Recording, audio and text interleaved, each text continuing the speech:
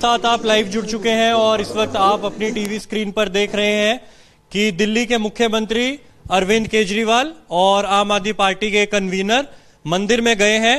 मंदिर में जाने की मुख्य वजह क्योंकि पंजाब में आम आदमी पार्टी ने बम्पर जीत हासिल की है, 90 से ऊपर सीटें उनको मिली है। हालांकि फेरबदल थोड़ा बहुत कम ज्यादा हो सकता है इसमें। भगवंत मान जिनको सीएम उम्मीदवार घोषित किया गया था वो सीएम फेस है। उन्होंने थोड़ी देर पहले जनता का संबोधन किया था। साल चल रहा है 2022, 2012 में उन्होंने पहली बार चुनाव लड़ा, तब वो आम आदमी पार्टी में नहीं थे। 2014 के चुनाव से वो आम आदमी पार्टी में आते हैं। उससे पहले वो पीपल्स पार्टी पंजाब से चुनाव लड़े थे लेकिन हार गए थे, लहरा से चुनाव लड़े थे। और अब देखिए 10 साल के अंतराल में जिनको एक टाइम पर सिर्फ कॉमेडियन के तौर पे जाना जाता था, आज वो मुख्यमंत्री का चेहरा है। और कहा जा रहा है कि भगत सिंह के गांव से ही वो शपथ लेंगे, ऐसा कहा जा रहा है, सूचनाएं आ रही है, लेकिन इसकी ऑफिशियल कंफर्मेशन अभी नहीं है। आम आदमी पार्टी की बंपर जीत आप लोग देख रहे हैं और पंजाब के नतीजे चौंकाने वाले हैं हर किसी के लिए। चौंकाने की मुख्य वजह एक ये भी है क्योंकि पंजाब में जो कांग्रेस के प्रधान थे नवजोत सिंह सिद्धू, वो ही अपना चुनाव हार गए हैं। वहां से जीवनजोत कौर जीत गई है, बिक्रम सिंह मजीठिया भी वहां से हारे हैं। ऐसे ही मालवा रीजन में जहां पर कहा जा रहा था कि चन्नी 2 सीट से लड़ रहे हैं, इस वजह से कि मालवा में थोड़ी पैंठ हो सके, लेकिन वो दोनों ही सीट हारते दिख रहे हैं। उनको भी आम आदमी पार्टी से ही टक्कर मिली और मालवा की जितनी 69 सीट्स हैं, कहा जा रहा है कि उसमें 60 से ज्यादा पर आपने कब्जा जमा लिया है। और हम पंजाब के जो रुझान देख रहे हैं, लगभग जो नतीजे हमारे सामने आ रहे हैं, उसमें हम देख रहे हैं कि किस तरीके से जनता ने जैसे डिसाइड कर लिया हो कि इस बार एकदम बदल के रहना है। हम लैंडस्लाइड विक्ट्री से कह सकते हैं, वो नजर आ रही है। और जिस तरीके से पंजाब के विपक्ष के और तमाम बड़े नेता हारे, चन्नी साहब की 2 सीटों में उनकी सीट फंसी हुई है, अमरिंदर सिंह अपनी सीट हार गए हैं, नवजोत सिद्धू अपनी सीट हार रहे हैं।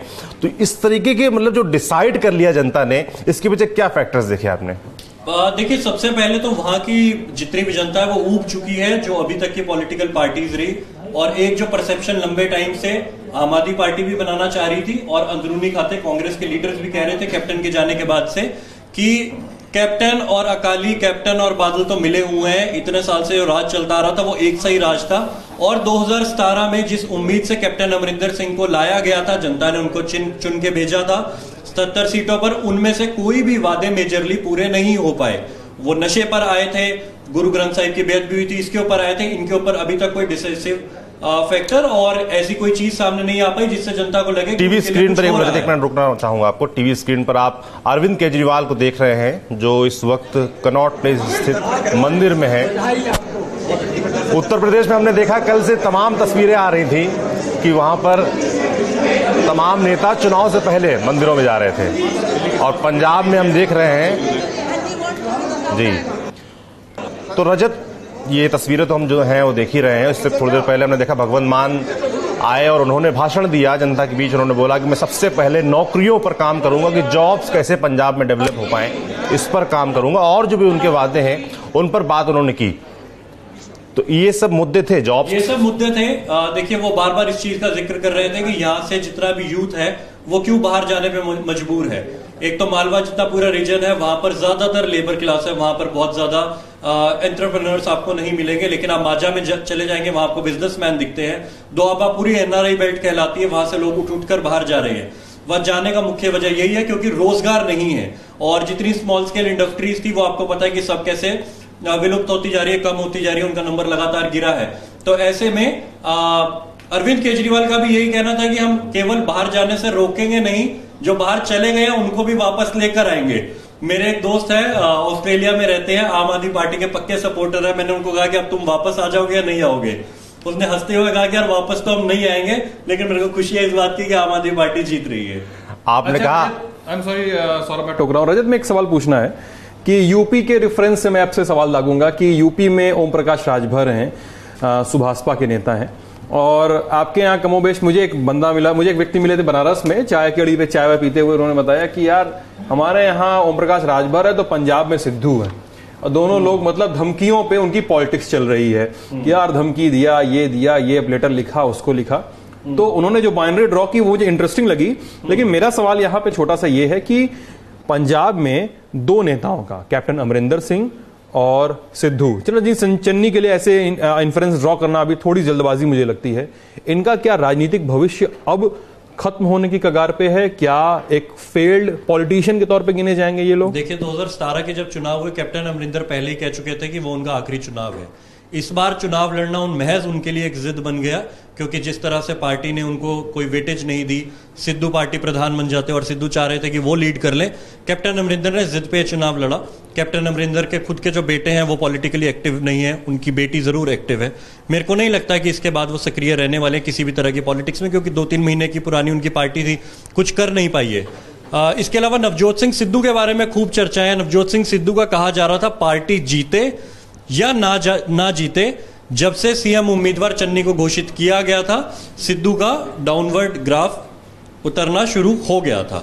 इसके ऊपर लगातार बात हो रही थी। रजत, मैं आपको एक मिनट रोकना चाहूंगा। इस वक्त उत्तर प्रदेश से बड़ी खबर आ रही है कि उत्तर प्रदेश में योगी आदित्यनाथ सरकार के कानून मंत्री ब्रजेश पाठक चुनाव जीत गए हैं। उन्होंने इस बार सीट चेंज की थी। ब्रजेश पाठक ने इस बार लखनऊ कैंट सीट से चुनाव लड़ा था और खबर आ रही है कि वो चुनाव जीत गए हैं। पिछला चुनाव वो लड़े थे लखनऊ की मध्य सीट से, जहां पर उनको कड़ी टक्कर मिली थी रविदास मेहरोत्रा से। मात्र 5000 के करीब के अंतर से पिछला चुनाव जीते थे। इस बार कहा गया कि क्योंकि ब्रजेश पाठक बड़े नेता हैं। फिलहाल आप ब्रजेश पाठक क्या बोल रहे हैं वो सुनिए।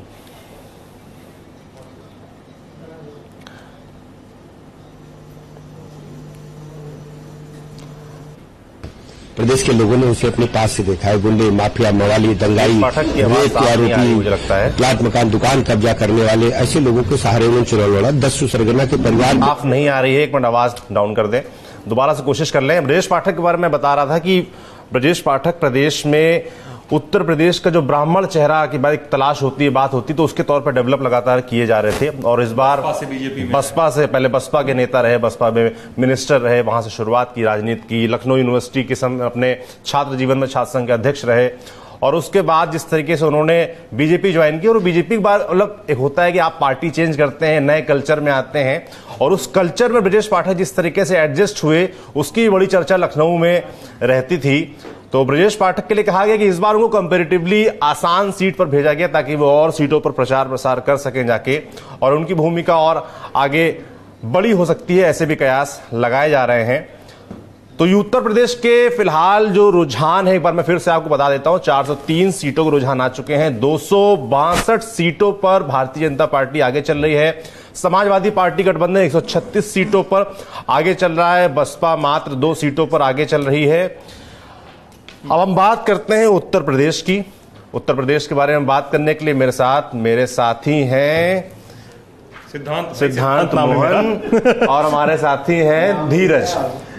तो शुरुआत फर्स्ट फेज, क्योंकि चुनाव वहीं से शुरू हुआ था, और वो है पश्चिमी यूपी का इलाका। और पश्चिमी यूपी को लेकर लोगों का बड़ा इंटरेस्ट था भाई कि क्या होने वाला है। जो पुराना कॉम्बिनेशन मैं कहूंगा, जाट मुस्लिम कॉम्बिनेशन का, ऐसे कयास लगाए गए किसान आंदोलन के बाद से कि क्या वो कॉम्बिनेशन फिर से उभर कर आएगा, जिससे आरएलडी और सपा का जो गठबंधन हुआ है उससे लाभ मिलेगा इस गठबंधन को, और बीजेपी को एक मेजर लॉस हो सकता है।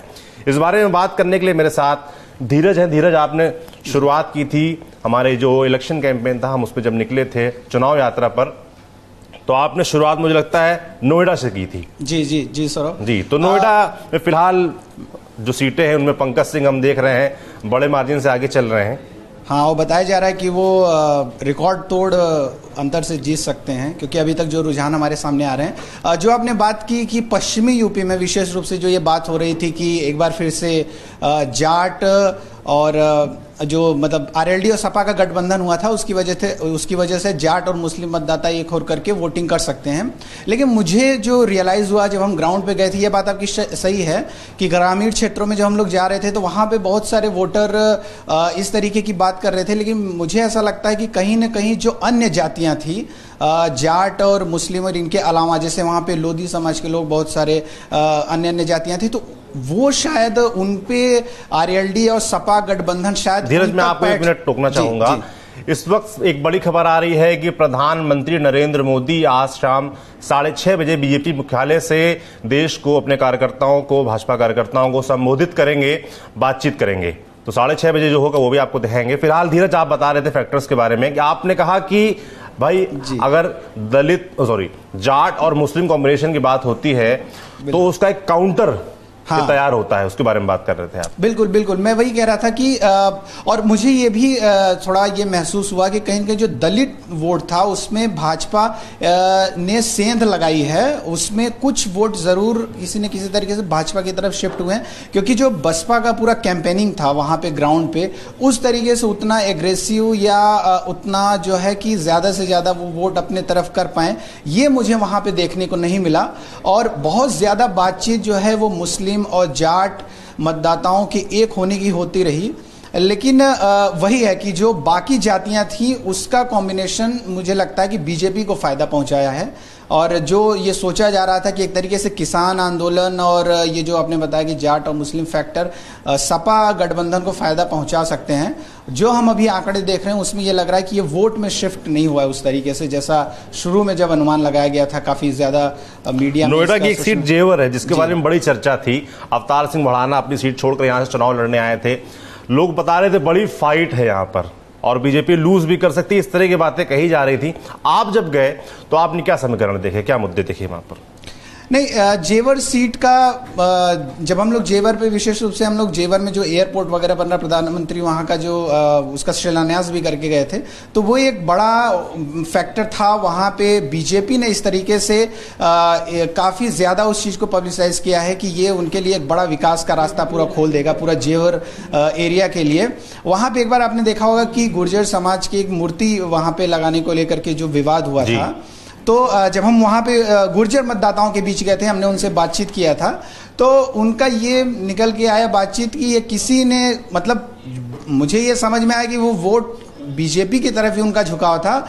और वो ये कह रहे थे कि जो विरोधी दल हैं उन्होंने इसमें जानबूझ करके छेड़खानी की, किसी तरीके से छेड़छाड़ की मूर्ति से। जाट गुर्जर की पॉलिटिक्स जो पूरे वेस्ट यूपी में है, जाट बनाम गुर्जर की पॉलिटिक्स, यहाँ पे हस्तिनापुर का जिक्र आता है बार बार कि गुर्जरों का केंद्र है, उस पॉलिटिक्स का पूरा केंद्र है। मेरे ख्याल से वो इस चुनाव को अफेक्ट कर रहा था। मेरा सवाल धीरज ये भी है, सौरभ आपसे भी है, आप दोनों ही लोग वेस्ट यूपी, आप लोगों ने पहले चरण को मुझसे ज्यादा घूमा, आप दोनों लोग मिला जुला के, तो क्या हम वेस्ट यूपी के कुछ विधानसभाओं के एग्जाम्पल से, जैसे आप कैराना गए, आप धीरज गए थे, दूसरे इलाकों में गए थे, आप नोएडा घूमकर आए, बागपत घूमकर आए, तो इन इलाकों में क्या शहरी बनाम ग्रामीण इलाकों में वोटिंग पैटर्न और वोटिंग प्रेफरेंसेस को लेकर हम क्या डिफरेंसेस देख रहे थे? क्योंकि सौरभ, हम लोग कई बार लगभग रोज ही फील्ड में एक बार एक दूसरे से फोन पर बातचीत करते थे कि ये हो रहा है, वो हो रहा है, किस चीज पे क्या चीज, किस जिले में क्या सुनने को मिल रहा है, सब पे हम लोग एक दूसरे से बातचीत करते थे।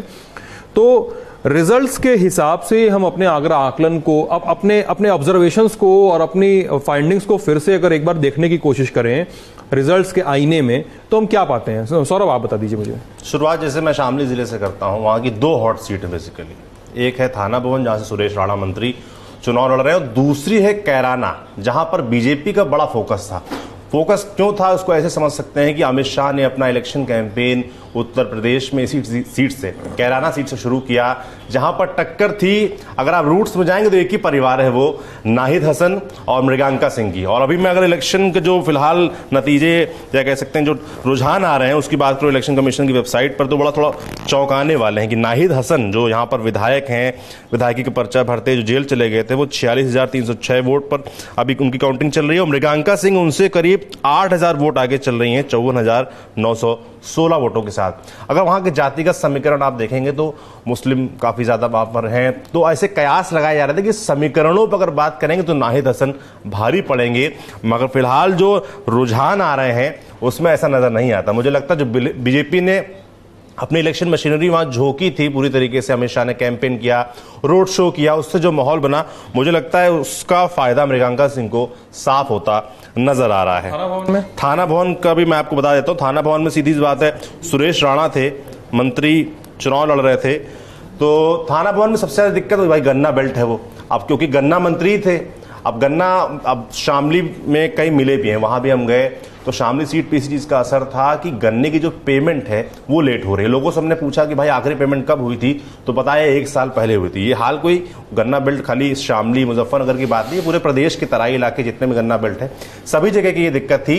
मगर लोगों की तो अपेक्षा ज्यादा हो जाती है ना, अगर मंत्री हमारे जिले का है और हमारी पेमेंट फंसी हुई, हमारे जिले में ही वो क्लियर नहीं हो पा रही, तो फिर मुद्दा बनता है। तो शामली के पूरे ही इलाके में या वेस्ट के उस पूरे ही इलाके में गन्ना एक मुद्दा था, गन्ने की पेमेंट एक मुद्दा थी, और समीकरण भी कुछ होते हैं, उसके लिहाज से भी थाना भवन सीट जो सुरेश राणा की सीट थी वो काफ़ी फंसी हुई थी। तो वो अभी जो इलेक्शन के जो अभी नतीजे आ रहे हैं उसमें भी वो नजर आ रहा है कहीं ना कहीं। अच्छा, मुजफ्फरनगर, मेरठ, बागपत, हापुड़, आप गाजियाबाद भी ले लीजिए, गाजियाबाद तो थोड़ा हटा दें क्योंकि एक दिल्ली एनसीआर वाला इलाका है। तो मुजफ्फरनगर, मेरठ, बागपत, हापुड़, इन 4 जिलों के एग्जाम्पल से समझिए जो खास तौर पे जाट बेल्ट के नाम से हम जानते हैं। ये यूपी का जाट बेल्ट है।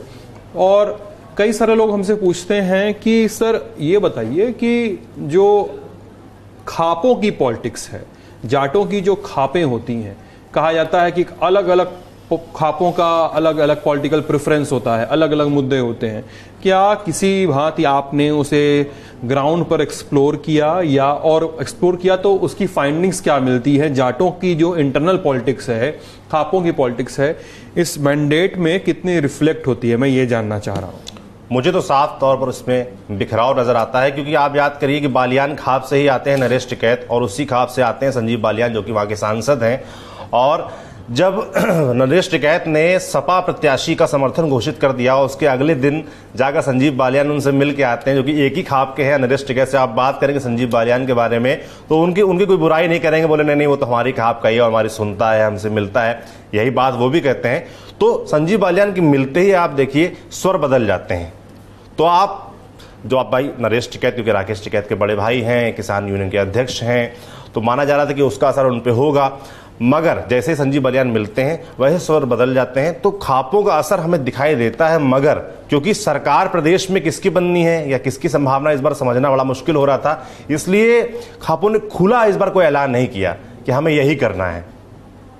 और थाना भवन की मैं बात कर रहा, थाना भवन का थोड़ा आपको जो फिलहाल रुझान आ रहा है वो भी बता देता हूं। सुरेश राणा को करीब 36,114 वोट अब तक मिले हैं, और अशरफ अली खान जो कि राष्ट्रीय लोकदल की तरफ से प्रत्याशी थे, उनको 43,353 वोट मिल चुके हैं। माने करीब 6 से 7 हजार वोट का अंतर हो गया है, यानी कि आरएलडी के प्रत्याशी 6,000 वोट से आगे चल रहे हैं। थाना भवन में सुरेश राणा पिछड़ चुके हैं। जी कुछ बोल रहे थे। एक चीज मैं इसमें ऐड करना चाह रहा था कि मतलब मैं ये देख रहा हूं कि पिछले चुनाव की तुलना में, मतलब पिछले 2 चुनाव में अगर हम ये देखें कि जो इलेक्शन है वो काफ़ी हद तक बाइपोलर टाइप हो गया है। आप ये देखिए कि समाजवादी पार्टी का जो वोट प्रतिशत है वो बढ़ा है काफ़ी, और वहीं पे आप देखेंगे कि क्या नाम है कि भाजपा का भी। लेकिन आप वोटों के सीटों के अगर आप देखिए तो काफ़ी ज़्यादा अंतर दोनों के बीच में देखने को मिलता है। वहीं आप ये देखिए कि जो बसपा है वो इस समय काफ़ी ज़्यादा नीचे चली गई है, मतलब अभी तो शायद 7, इस समय बीएसपी का 2 सीटों पर ही उनका रुझानों में आगे दिखाई दे रहा है। तो मुझे ये समझ में आता है कि जो पार्टियां हैं, जैसे कि जो अभी हम लोग बात कर रहे थे कि जाट, एक अपडेट है प्रतापगढ़ की कुछ सीटों को लेकर जिस पर पूरे प्रदेश की नजर है, उसको लेकर कुछ अपडेट्स हैं। सौरभ, मैं उस अपडेट्स को ब्रेक कर रहा हूं दर्शकों के सामने। प्रतापगढ़ की सबसे हॉट सीट, यूपी की सबसे हॉट सीट्स में से एक कोंडा, रघुराज प्रताप सिंह राजा भैया लड़ रहे हैं, उनके सामने हैं सपा के गुलशन यादव। दोनों के इंटरव्यूज पड़े हुए हैं लल्लन टॉप पे, आप देख सकते हैं अपनी अपनी सुविधा से। रघुराज प्रताप सिंह शुरुआती कुछ फेजेस में गुलशन यादव से पीछे चल रहे थे, लेकिन अभी का अपडेट है लगभग 7200 वोट से रघुराज प्रताप सिंह उर्फ राजा भैया आगे चल रहे हैं।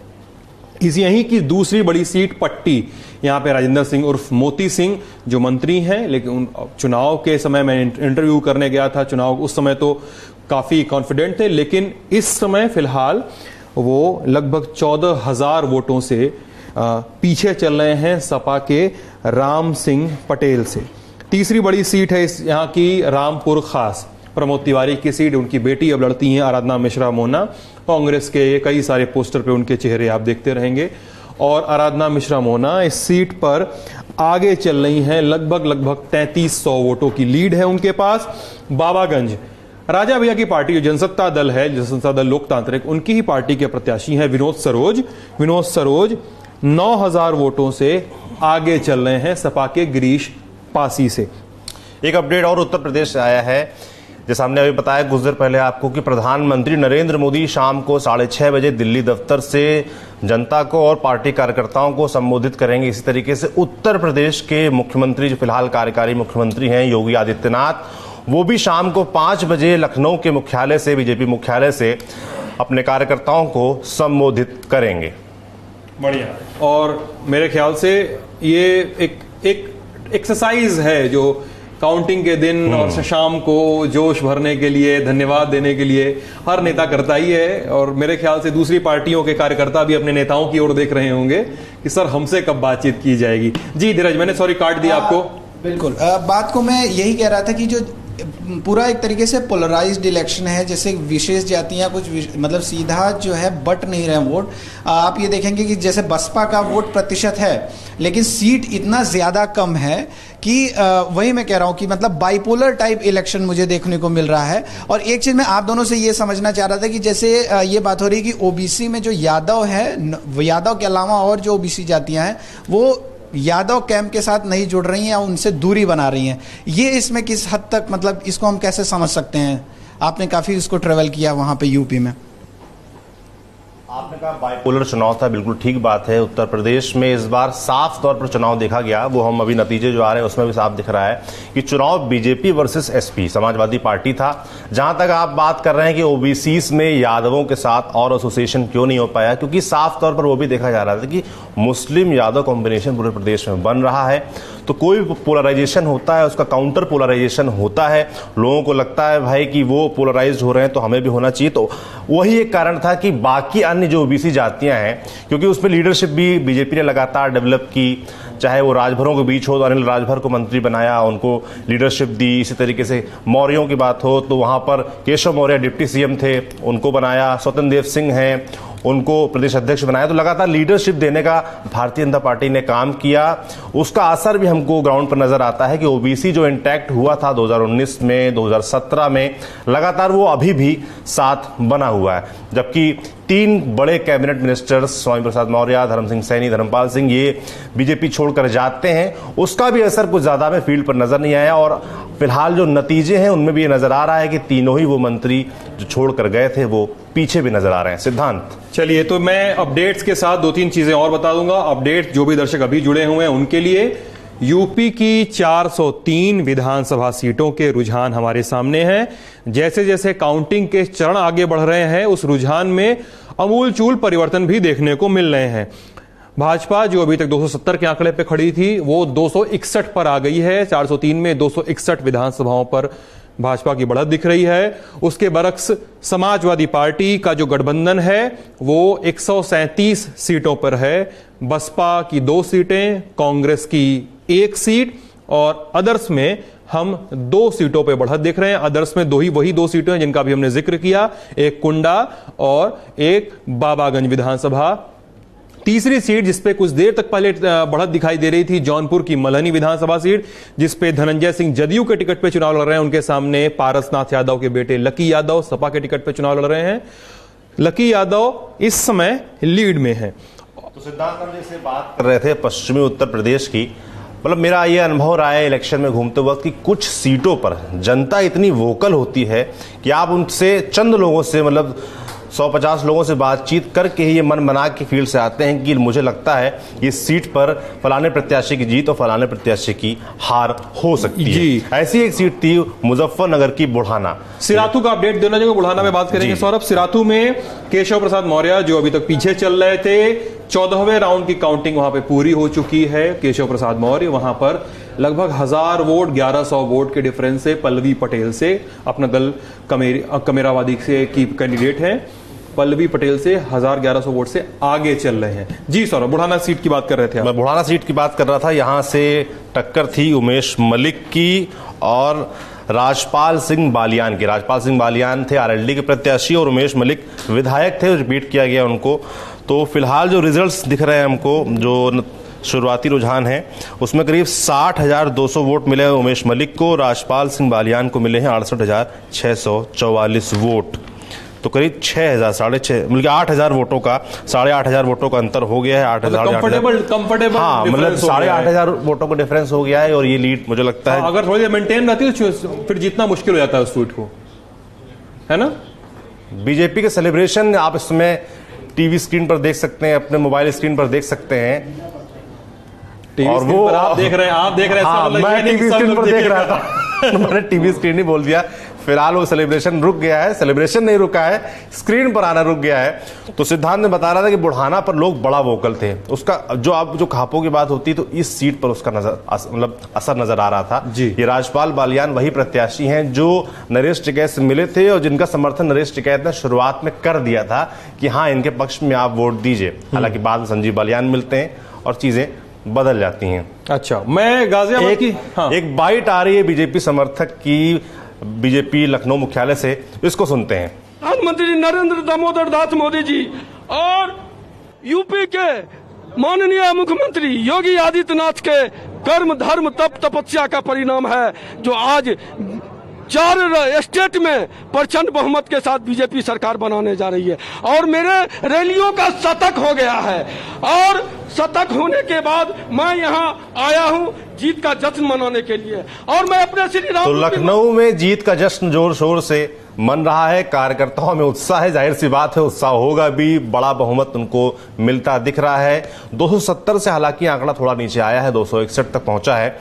तो हम पश्चिमी यूपी की बात लगातार कर रहे हैं, बुढ़ाना की मैंने जिक्र किया। तो ये वही सीट है जहां पर राजपाल बालियान जाते हैं नरेश टिकैत के पास और उनको समर्थन दे दिया जाता है। उसके बाद संजीव बालियान मिलते हैं, फिर ये बात की जाती है कि अच्छा अपने मन से वोट दीजिए। मुझे एक किस्सा वो भी याद है कि मैं नरेश टिकैत के जो टिकैतों का गाँव है सिसौली, वहां जब जा रहा था तो एंट्री से पहले 2 गाड़ियां सामने आई और उन्होंने मुझे रोक दिया और एक कह सकते हैं एक तरीके से चेतावनी दी कि भाई अंदर जा रहे हैं तो आप टिकैत साहब से बात करिएगा और किसी से बात मत करिएगा। उन्होंने साफ कहा कि अंदर जाएंगे भाई मीडिया को देख कर वहां लोग भड़क जाते हैं और आपको विरोध का सामना करना पड़ सकता है। तो मतलब मैंने ये समझने की कोशिश की आखिर ये बात मुझे क्यों कही जा रही है। एक तरफ वो तारीफ भी कर रहे हैं कि लल्लन टॉप है, हमें तो कोई दिक्कत नहीं, आप लोग अच्छा काम करते हैं, ये है वो है। तो हमने कहा ठीक भाई साहब जाते हैं, मगर बात टिकैत साहब से करिएगा नहीं तो वहां बवाल हो जाएगा और फिर हम लोग भाई अब क्या करेंगे वो। तो उन्होंने थोड़ा सा मुझे बोला, जब मैंने लोगों से वहां ऑफ द रिकॉर्ड बातचीत की समझा तो मुझे ये समझ में आया कि गांव पूरा एकजुट नहीं है, क्योंकि वो लोग जो जा रहे थे वो आरएलडी के पक्ष में जा रहे थे, उसका प्रचार प्रसार करने जा रहे थे। तो गांव में जिस तरीके से एक नैरेटिव तैयार हुआ था कि टिकैतों गांव है वो बीजेपी के विरोध में जाएगा, ऐसा गांव में होता नजर नहीं आ रहा था। शायद इसीलिए उनके समर्थक भी चाह रहे थे कि हम उनसे बात ना करें। हालांकि इस सीट की बात करें तो फिलहाल बुढ़ाना में बीजेपी पिछड़ती नजर आ रही है और राजपाल बालियान आगे नजर आ रहे हैं। मुजफ्फरनगर की एक और इंटरेस्टिंग सीट है जो जी हाँ, और किस सीट पे शहर मुजफ्फरनगर शहर सीट की बात, कपिल देव अग्रवाल मंत्री जी हैं। हाँ। उनका रिजल्ट मैं देख लेता हूं, बता देता हूं। फिलहाल जितना मेरी जानकारी में अभी तक था तो वो पीछे चल रहे थे। ताज्जुब की बात इसलिए ये है कि भाई क्योंकि माना जाता है कि जो शहरी इलाके हैं, चाहे वो आप किसी भी जिले की बात करें, वहां पर बीजेपी अच्छा परफॉर्म करती है, आगे रहती है। मगर यहां आश्चर्यजनक रूप से जो मैंने रिजल्ट देखे थे, देख लीजिए अभी जो मेरे सामने है, कपिल देव अग्रवाल को अभी तक 34,973 वोट मिले हैं और सौरभ जो वहां पर हैं उनको 47,300 वोट मिले, यानी करीब 13,000 की लीड हो गई है। तो ये मुझे लगता है एक और योगी सरकार के मंत्री होंगे जो चुनाव हार सकते हैं। फिलहाल रुझानों में तो पीछे नजर ही आ रहे हैं। काफी सारे मंत्री मतलब इस बार चुनाव फंसा हुआ है, कई सारे मंत्रियों का चुनाव फंसा हुआ दिखाई दे रहा है। सौरभ, और किन इलाकों में गए धीरज आप? मैं एक मिनट आपको रोकना चाहूंगा। मणिपुर के जो मुख्यमंत्री हैं बीरेन सिंह, उनकी वो बयान दे रहे हैं, सुनिए। उसका टाइम लगेगा, अभी लेट रिजल्ट फुल्ली आउट, उसके बाद अभी हमारा सर्टिफिकेट लेने जा रहा हूँ। बहुत बड़ी बात है सिंगल मेजोरिटी। नहीं, हम लोग गवर्नमेंट मिल जाएगा सरकार। सर ये शानदार मैच की कैप्टन आप ही बने रहेंगे ना मणिपुर सरकार के? ये अपने नेशनल लीडर निर्णय ले लेंगे जी। मेरा काम है काम करना। इस बार बीजेपी के सरकार क्या करने वाले हैं? इस बार बीजेपी के सरकार क्या करने वाले हैं मणिपुर में? सेक्रेट जो है ये honourable prime minister Narendra Modi ji का जी सबसे वही सबके साथ सबके विकास, सबके विश्वास एंड सबके प्रयास, उसी से बहुत कुछ होता है, बहुत कुछ। उत्तर प्रदेश, उत्तराखंड और गोवा में भी जिस तरह का परफॉर्मेंस बीजेपी ने दिया, क्या कहेंगे इसमें? यही है बस prime minister, honourable prime minister का जो उसका मंत्र है, सबको मिलकर जाओ, सबको डेवलप करो, सबको देखो और विश्वास रखो और प्रयास करो यही से अच्छा कुछ नहीं है। सर, प्रचार में जैसे आस्था repealing the arm forces special act, ये that was prevailing much in Manipur, क्या बीजेपी सरकार गठन करने के बाद इसकी मांग आप करेंगे? जरूर मांग करेंगे। अभी हम प्रधानमंत्री जी को, गृह मंत्री जी को बोलेंगे कि except some few border area सबको हटाइए बोल के हम बोलने वाला है। Okay, thank you. थे मणिपुर के मुख्यमंत्री एन बीरेन सिंह। इनसे जब पूछा गया कि इतनी शानदार जीत है, 31 सीटें आप लाए हैं, 60 सीटों में बहुमत लगभग पा लिया है, तो क्या दोबारा मुख्यमंत्री के तौर पर आपको ही देखेंगे? तो जैसा कि बीजेपी में प्रथा है, तमाम मुख्यमंत्री यही बात बोलते हैं कि ये पार्टी नेतृत्व तय करेगा, ये मैं तय नहीं कर सकता। तो उन्होंने ये बात बोली। वापस से आते हैं उत्तर प्रदेश पर, जहां पर बीजेपी की टैली में आपको फिर से बता दूं थोड़ा सा और गिरावट आई है। फिलहाल जो रुझान है उसमें 258 सीटों पर बीजेपी आगे चल रही है और समाजवादी पार्टी ने 140 सीटों पर लीड ले ली है। बहुजन समाज पार्टी वहीं टिकी हुई है 2 सीटों पर। कांग्रेस 1 सीट पर आगे चल रही है और अन्य में 2 लोग आगे चल रहे हैं।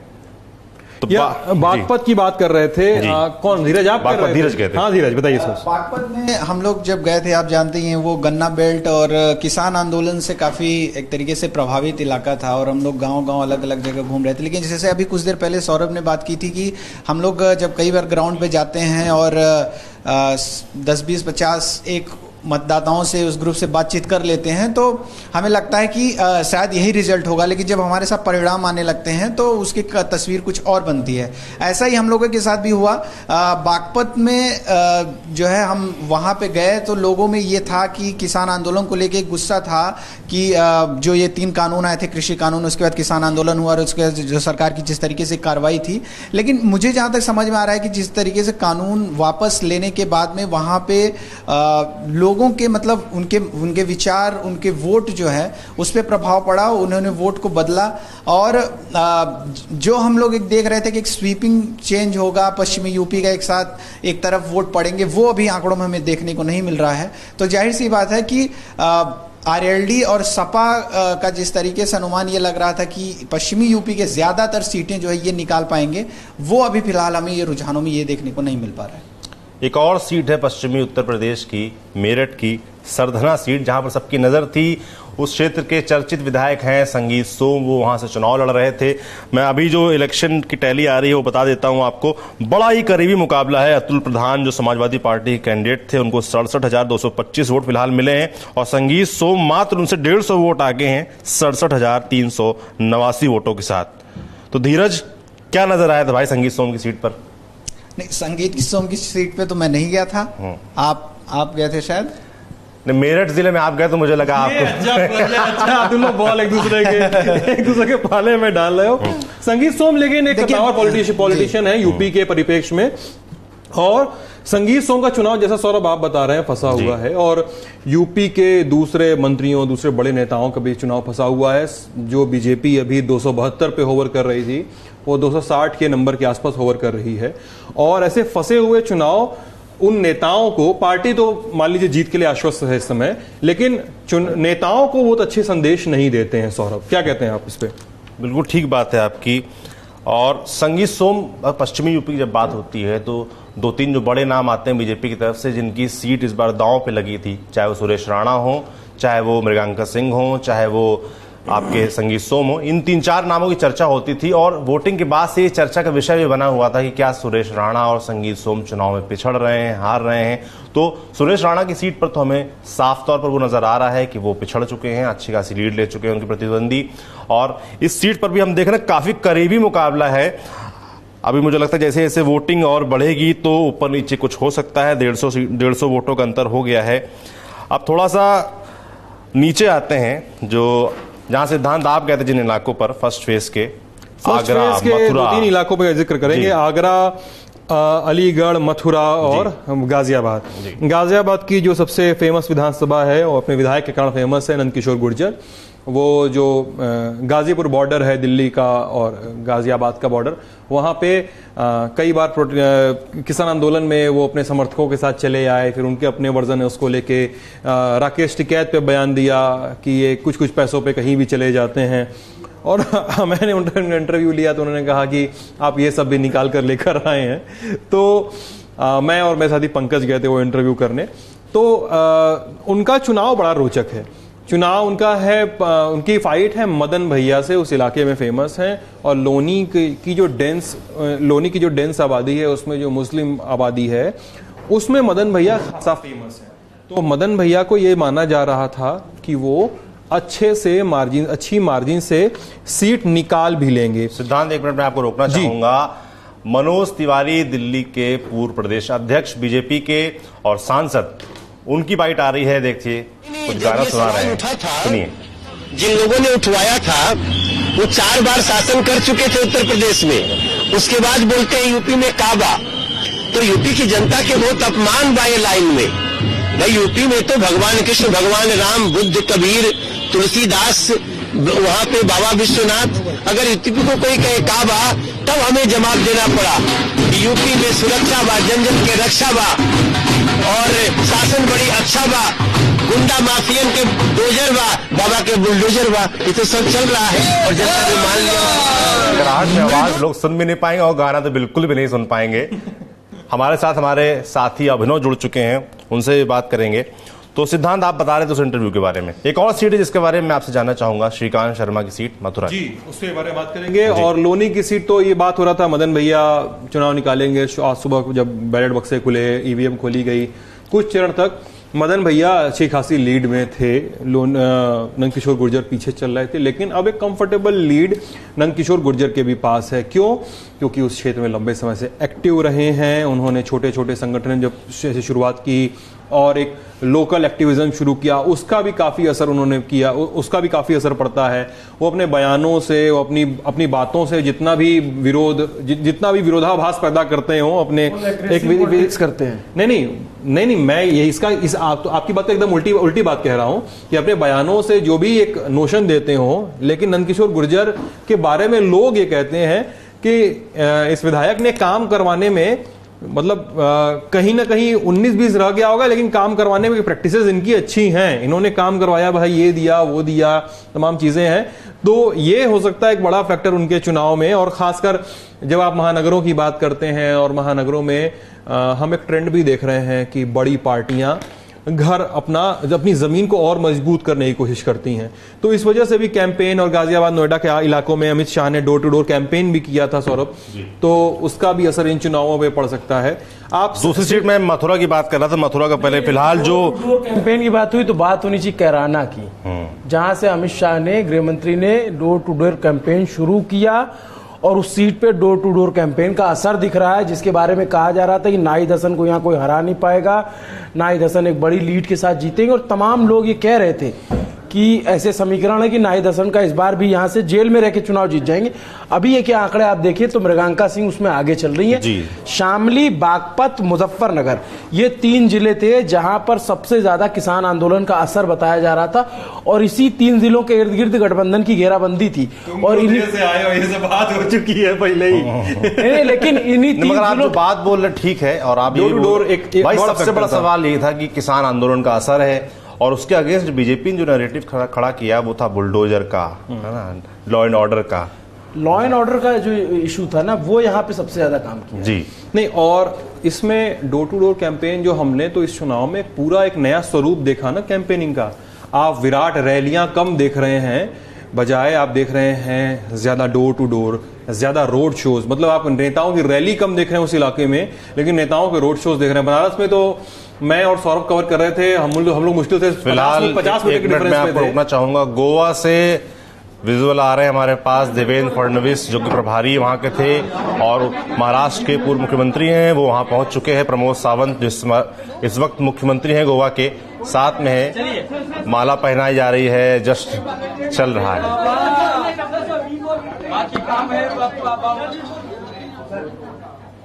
करने का बहुत काम है, अब आधा काम तो सर आसान हो गया। गोवा में फिलहाल जो निखिल हमारे साथी वहां घूम के आए थे, वो बात जो कहते थे किंग मेकर वाली बात, तो मुझे लगता है कि बीजेपी वहां पर लीड पर है, सबसे बड़ा दल बनकर उभरी है, मगर किंग मेकर की जरूरत पड़ेगी। वो किंग मेकर कौन रहता है, ये देखने का विषय रहेगा। उत्तर प्रदेश में जो है एक उम्मीद का दिया जैसे लग रहा है। बाकी देवेंद्र फडणवीस कुछ, एक मिनट रुकना चाहूंगा, देवेंद्र फडणवीस कुछ बोल रहे हैं गोवा में, सुनते हैं। 20 सीटें हमारी आ रही है, शायद 1-2 सीटें और आएगी।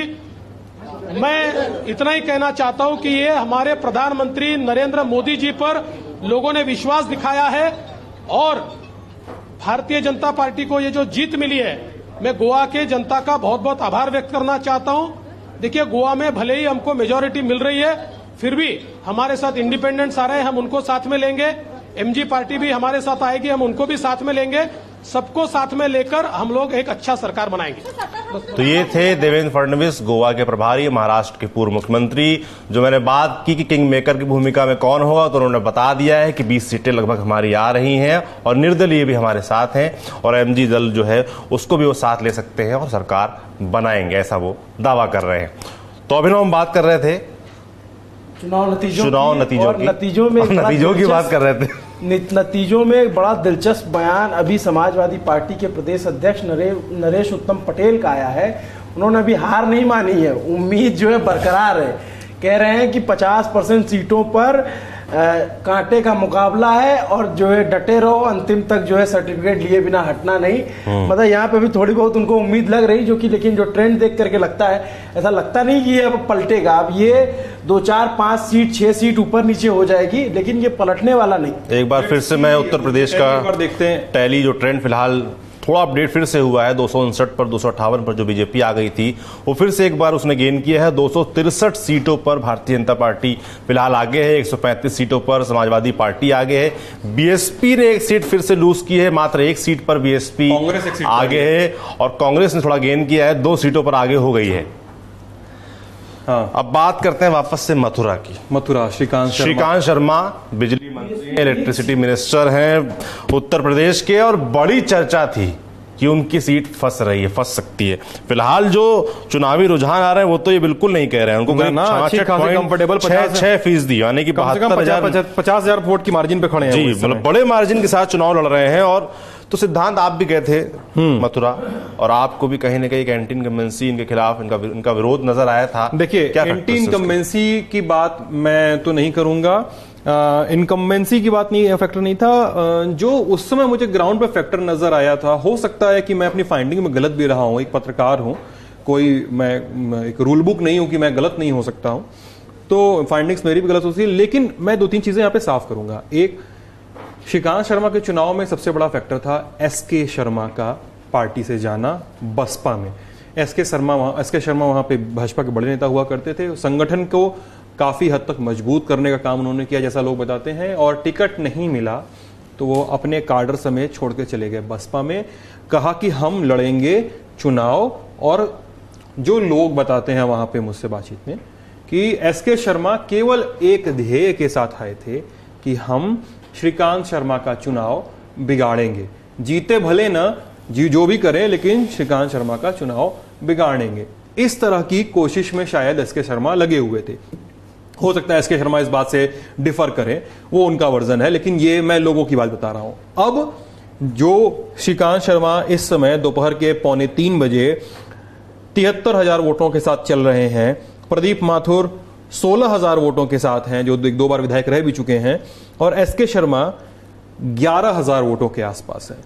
अब एसके शर्मा को सोचना चाहिए कि कितना डेंट पहुंचा पाए हैं वो इस सीट पर श्रीकांत शर्मा को। अभी कुछ चरणों की काउंटिंग बची है। इस डिफरेंस को हम किसी और रूप में हो सकता है देखें, डिफरेंस कम या ज्यादा हो सकता है, बात किसी दिशा में जा सकती है। मैं ये नहीं कह रहा हूं, मैं कह रहा हूं कि पार्टी छोड़कर जाने वाले जो नेता होते हैं कई बार एक गलत स्ट्रेटेजी के साथ भी चलते हैं। जैसे आप फाजिल नगर देखिए, स्वामी प्रसाद मौर्य अपना चुनाव हार चुके हैं वहां पे जी, वहां पे अभी तक पीछे चल रहे थे, अब हार चुके हैं। तो मेरे ख्याल से नेताओं को एक वर्किंग स्ट्रेटेजी को भी थोड़ा सा ध्यान में रखना चाहिए कि क्या उनकी वर्किंग स्ट्रेटेजी काम कर रही है, क्या जिस जमीन पे वो खड़े हैं, जिस जमीन पे चुनाव लड़ना चाह रहे हैं, जिस जमीन पे और जिस ध्येय के साथ चुनाव लड़ना चाह रहे हैं, वो सफल हो रहा है ध्येय। मैं समय होता तो माठ विधानसभा की भी चर्चा करना चाहूंगा सौरभ जी। माठ विधानसभा मथुरा के इलाके में एक बड़ी विधानसभा है और श्याम सुंदर शर्मा उस सीट पर एमएलए रहे हैं लंबे समय तक, 8-9 बार एमएलए रह चुके हैं और इस बार भी कंटेस्ट कर रहे थे बसपा के टिकट पे। इस सीट पर सबसे बड़ा जो फैक्टर था जो मुझे ग्राउंड पर मिला वो सपा रालोद गठबंधन ने इस सीट पर पहला टिकट दे दिया। योगेश नौहार नाम के व्यक्ति को रालोद का टिकट मिला। फिर पता चला नहीं साहब सीट है सपा के खाते में। फिर योगेश नौहार का टिकट काटा गया, संजय लाठर को टिकट दिया गया।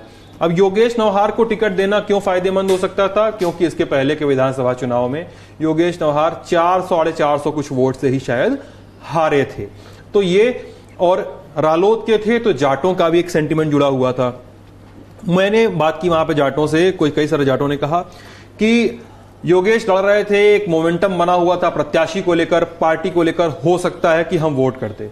अब योगेश लगे हैं संजय लाठर के साथ। संजय लाठर को हम क्या वोट सोच के वोट देंगे, हमको अभी भी समझ में नहीं आ रहा है। तो उस टिकट स्विच से बड़े कंफ्यूज थे लोग।